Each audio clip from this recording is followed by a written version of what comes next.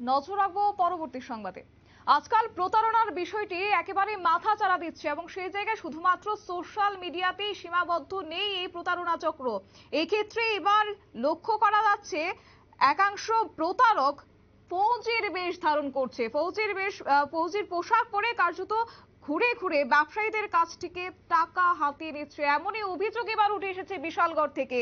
বিশালগড় মহকুমায় ফৌজির পোশাক পরে রীতিমতো ঘুরে বেড়াচ্ছে এবং ব্যবসায়ীদের কাছ থেকে হাতিয়ে নিচ্ছে টাকা। কিন্তু পুলিশ প্রশাসনের ব্যবস্থা কোথায় কোথায় সেই নিয়ে কিন্তু এক প্রকার প্রশ্ন তুলছে মহকুমাবাসী। তবে সোমবার সকালে বিশালগড় মহকুমা শাসক কার্যালয়ের সামনে দুই দোকানে এমন প্রতারণার ঘটনা ঘটেছে যেখানে তারা পুলিশ প্রশাসনের প্রতি ক্ষোভ উগরে দিয়েছেন।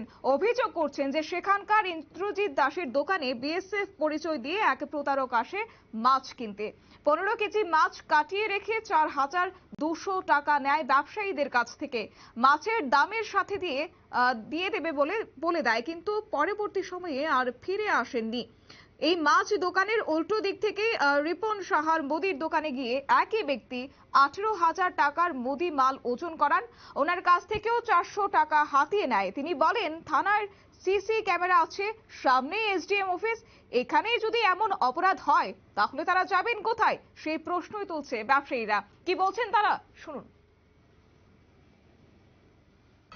ঘটনা হয়েছে আমার থেকে একদম বিএসএফ এর মতো ড্যাশপিনটা টেকসুট টেকসার সুতো পাও দই না আছে একটা খাতা কলম লয়ে আইছে আপনার এখানে সবই আছে, আমার এই মালগুলা কিছু দেন। এই আমি লিখছি, লেখার পরে আমার কাছে আমরা গাড়ি আইব, গাড়ি আইলে আমরা মাল লিয়ে যাবো, টাকা টোকা লয়ে আইব। এরপরে আমার থেকে 400 টাকা নিয়েছে, নিয়ে গেছে সামনে একটু আই, আমি 400 টাকা দিয়ে দিচ্ছি। আমার এতে ব্যাগ নিছে, ব্যাগ নিয়ে মাছের দোকানে মাছ কাটাইছে, এক থেকে বলে 4200 টাকা নিছে, নিয়ে এসে গেছে। আই কই আর বদলুক আর আয় এইভাবে যদি চলাই না সিসি ক্যামেরা এসডিএমের সামনে, আমরা কি কইরা বাঁচুন 400 দোকান, আমরা কিভাবে জীবন যেমন রক্ষা করুন, এটা আমরা খুব কষ্ট। এমন ধরনের বাটপারের ভিডিওটা বাইরে গেছে। কত টাকার মাল লাগাইছো? মাল লাগাইছে 18,695 টাকা। মানে তাহলে কি পরিচয় দিছে? পরিচয় দিছে বিএসএফ এর ক্যান্টিনের মাল, নেট চালা মেসের মাল।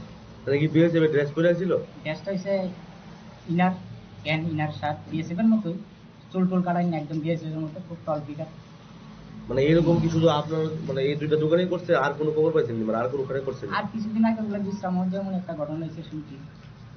এরপরে আবার বিশালগড় বাজার হয়েছে একটা ফার্নিচার দোকানে, ফার্নিচার আইন না গাড়ি দাঁড়া করে সেটা ফার্নিচারটা নিচে নিবো গিয়ে থেকে 5,000 নিচে, মানে জানা আছে এটিএম তে টাকা তুললেন না দিব। তারা সাথ দিল যে অনলাইনে নিয়ে টাকা পেমেন্ট দিব কার্ডের দোকানে, কার্ডের দোকানে গেছে এত টাকা অনলাইনে দেওয়া দিতে, ক্যাশে দিয়ে দিয়েছে। মানে এই কয়েকদিন ধরে এরকম হইতাছে, তো পুলিশের ভূমিকায় আপনি কি করবেন?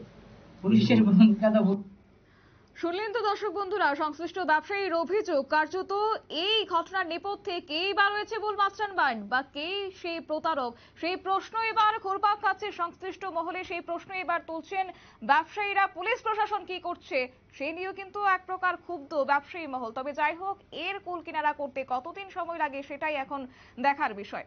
নিয়ে নিচ্ছে ছোট্ট একটি বিজ্ঞাপন বিরতি, সঙ্গে থাকুন।